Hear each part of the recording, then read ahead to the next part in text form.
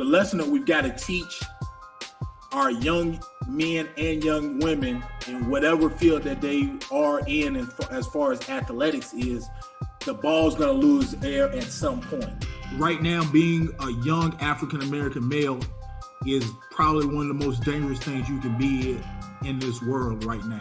I knew at that age, I knew when I was in 8th grade, what I do now as a coach, that's what I wanted to do. Sometimes it's a knock that we get, but I represent, I love the 540.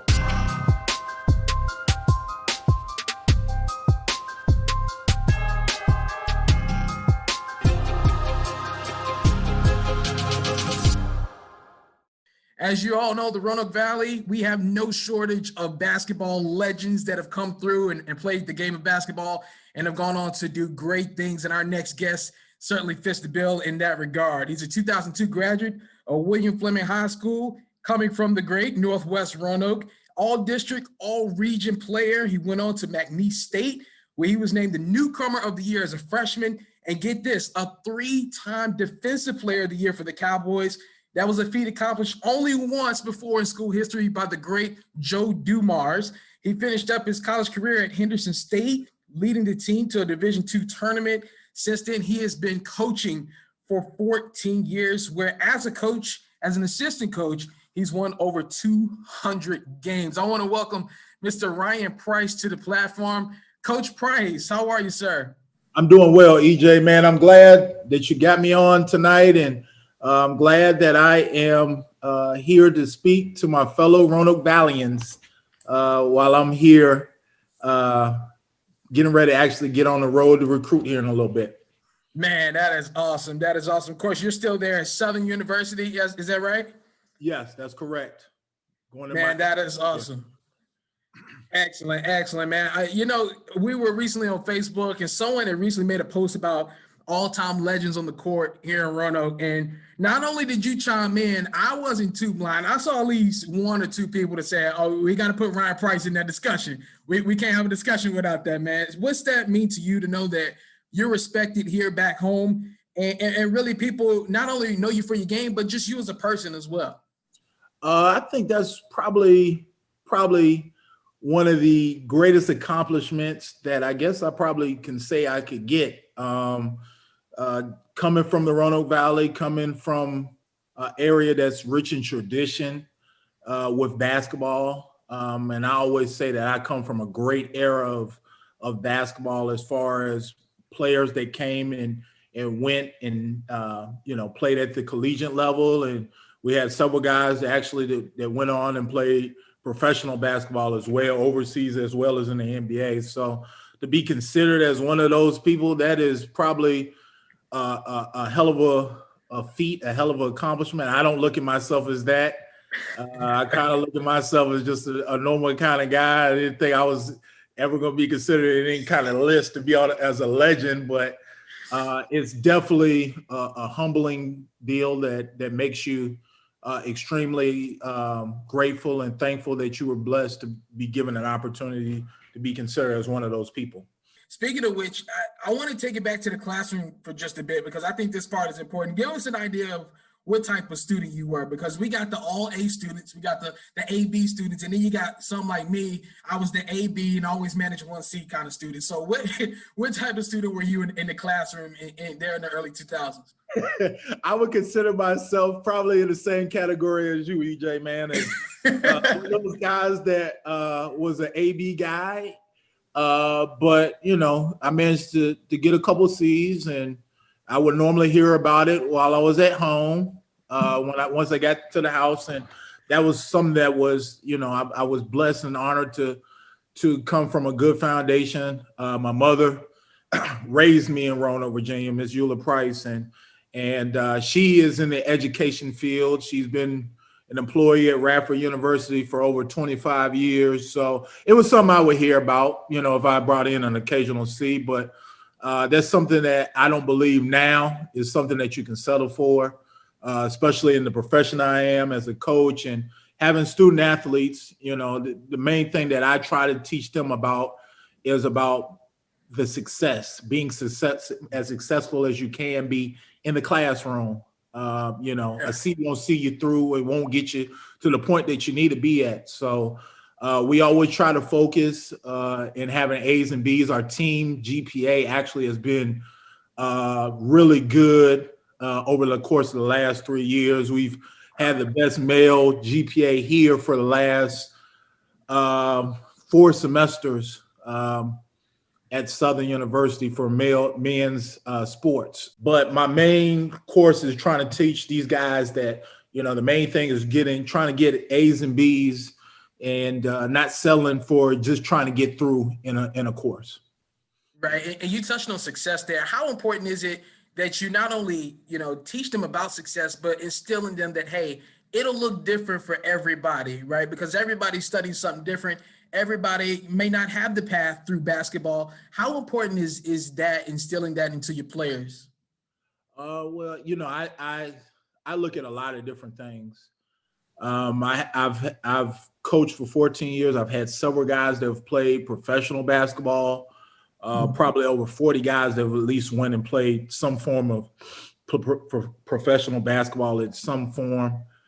But I'm just as excited and just as proud of those guys. I have guys that are doctors. I have guys that are lawyers. I have guys that are police in a police law enforcement field.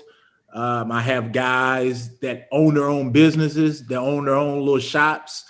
And those guys are I'm just as proud as those guys. Those were guys that were really good basketball players, but they looked at a big picture of things, of what they needed to do to be successful. And those guys stuck the course. The lesson that we've got to teach our young men and young women in whatever field that they are in, and as far as athletics is, the ball's going to lose air at some point. I mean, everybody's going to have a new field that they're going to have to eventually do. So you got to understand the air is going to go out at some point in that basketball. So what do you do after that basketball, after the air goes out in the basketball? Are you going to play? Are you going to continue to try to chase that dream? Or are you going to try to make your mark in the world of trying to be as successful as you possibly can? Absolutely. I think that is huge. And along those lines of coaching in general, how do you think that has changed the role of a coach within the past 5 to 7 years when you consider, the social changes that we've had, the political climate and changes that we've had? Has that become harder, and have you had to take on perhaps more of those difficult conversations, even as a coach, within the past 5 to 7 years? Absolutely. It's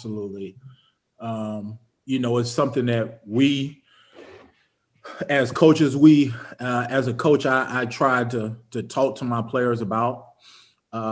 It's something that some are not comfortable talking about still. And some don't feel like there's going to be ever going to be changes in terms of social injustice and that kind of thing. But I'm in a position where I've got to change lives, and I got to try to help prepare guys for what goes on afterwards with things as far as social injustice, politics, something that we strive to try to do here was make sure that we had 100% rate of making sure our guys voted. We weren't going to encourage a guy to tell him who to go vote for, whether it's in the local field, state field, or the national federal government field. But we wanted them to know that you have a voice. Everybody has not been given that right. Your forefathers all of them were not given the right to be able to talk and provide a platform where you can vote. I always have an open door policy with my players anyways, to talk about whatever the case may be, whether it's about social injustice, politics, or you just need someone to voice your opinion. But we always try to make sure that we let those guys know that you've got a voice. You need to talk. If there's some way you feel, I mean, right now being a young African-American male is probably one of the most dangerous things you can be in this world right now. And it's important for them to voice themselves and to be heard, and to most importantly take a stand on things if they feel a certain kind of way.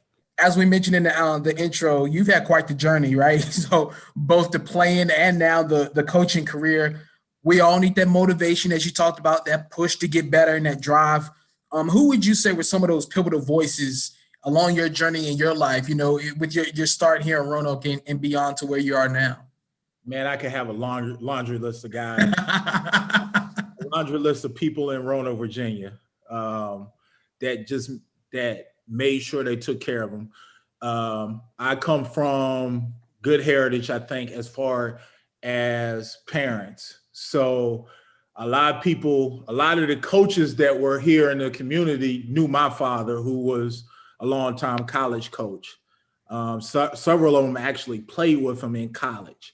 So a lot of them knew that they could kind of get away with some things, but I'm just thinking of the coach Marshall Ashfords, the coach Mickey Hardys. Yeah, those guys were so inspirational for me. Like I'm almost about to break down thinking about just how great they were to me. I think about the coach Joe Gaithers, Coach Roland Lovelaces. I mean, the list can go on, man. Coach Sherwood Casey, the late great Coach Rudy Dillard, that was my track and field coach. absolutely. And I'm ecstatic that I had him as a coach. My senior year, I had Coach Rick Hall as a coach. Probably one that makes so much that gives me goosebumps. Coach George Killer Miller, man. I mean, absolutely, those guys, absolutely. man, those were people that had so much value. And the way I am as a coach 14 years from now, I want to try to instill the same things that they try to teach me, and the values that they always try to instill in all their players, whether it was me or any other guys. I'm forgetting one other coach. I don't want to miss. I'm sitting here thinking, Coach Delmar Irvin, who was one of my AAU coaches that just took great care of us. Coach Keith Haynes. We all can have the motivation, but at what point did you realize, like, hey, I've got to do something with this now, and I've got to do something on my own to make sure I stay on the straight and narrow? Was it athletics that kind of kept you on that path to say, hey, let me separate myself away from the not so good crowd, or the crowd is just kind of knocking off here? Yeah, and I think I was always in a good place, but it probably took seventh grade. I think that's kind of sometimes a wake up call for a lot of people, a lot of young boys and young girls. Kind of like, you going in that 7th, 8th grade level, and you just kind of think over some of the things that you endure. Peer pressure is easy. You see friends that are doing certain things that may not be what you are or what you do, and those things can kind of add up for you. I knew at that age, I knew when I was in 8th grade, what I do now as a coach, that's what I wanted to do.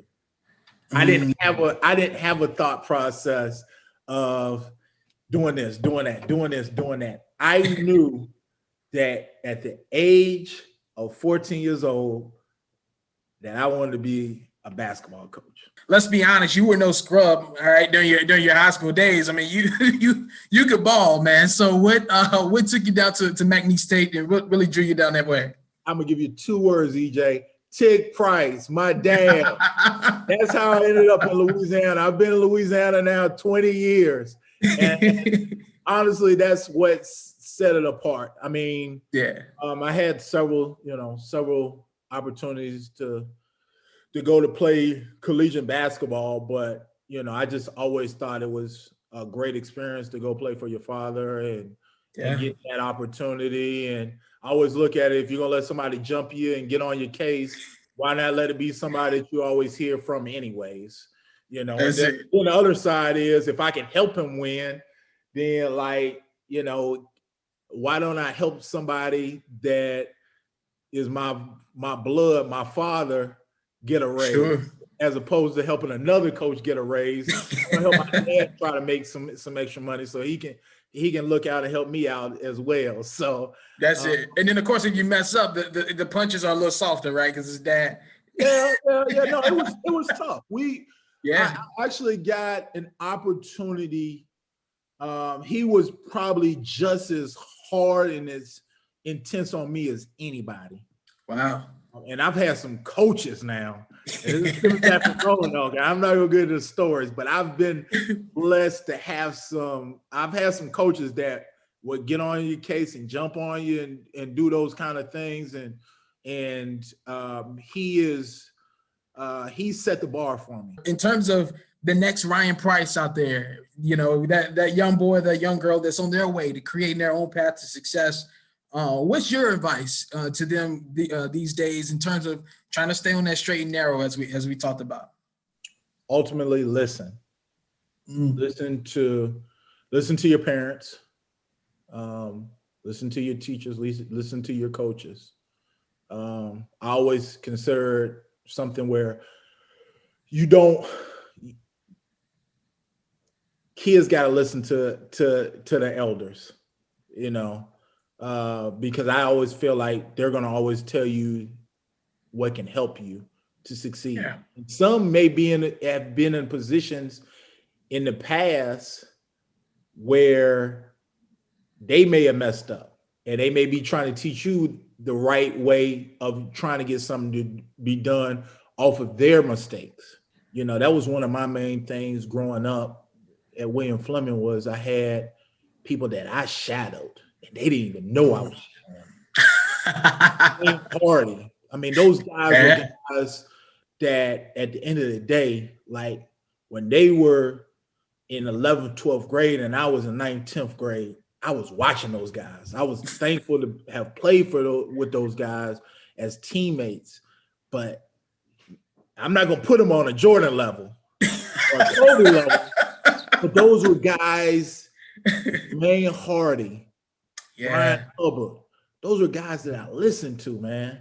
And they probably, and I watched their every move, and they don't know this. If they watch this will probably be the first time that they even knew that. But those were guys that I watched and tried to emulate as far as moving on, because I wanted to give the next guys that were behind me at Fleming an opportunity to do the same thing, because I think those were guys that were winners in life, not just winners on the field or on the basketball court, but winners in life, because they always try to do the right thing.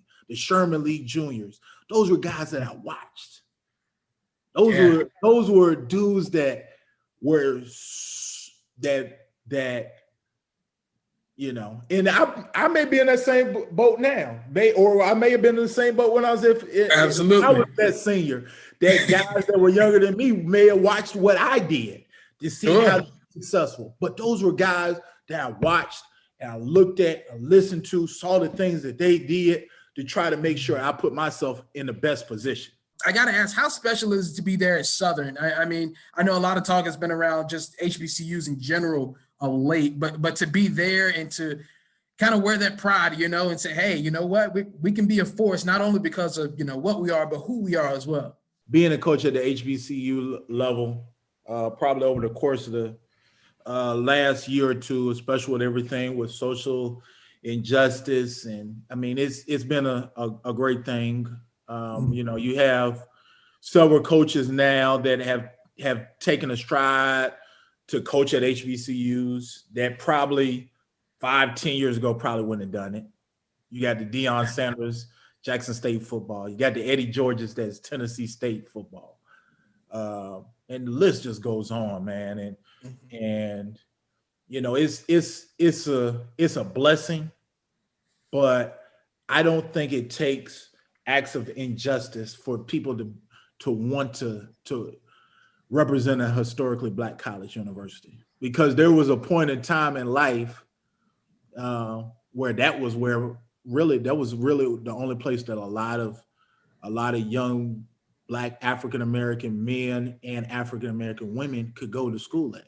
1978, Southern University had 5 guys get drafted into the NBA draft. 5 guys,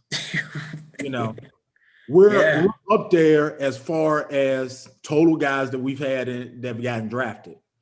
You know, it's countless PWI schools that may have some tradition, but they don't have more guys drafted than Southern. Wow. We've 14 guys that have all time been drafted in the NBA. And wow, special. But Southern is known for so many different things, man. We've got a great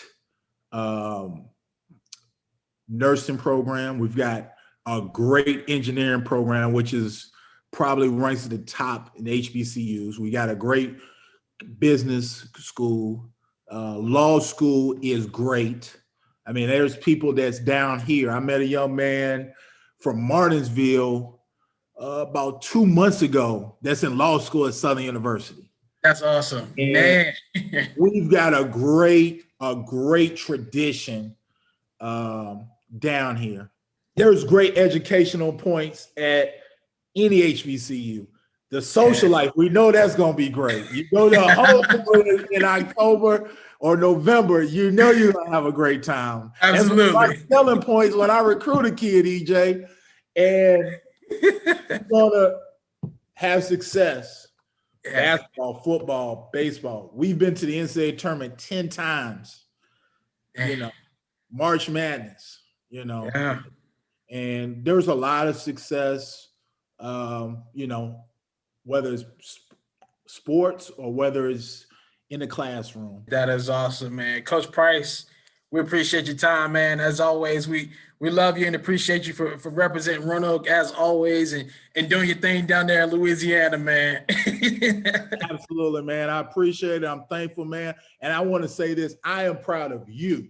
I want to do that each day, man. So, because we go back a long time. We go back, man. I won't pull out pictures, man. But, man, I'm so proud of you. I remember you 6, 7 years old running around like crazy, man. And I'm glad, you know, I'm just proud of you, man. I'm proud of anybody that comes from Roanoke City.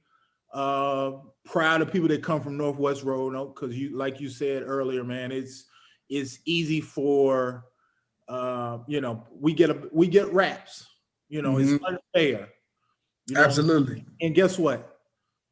There's people from William Fleming High School that are killing it in this world right now. Absolutely. Great things. Absolutely.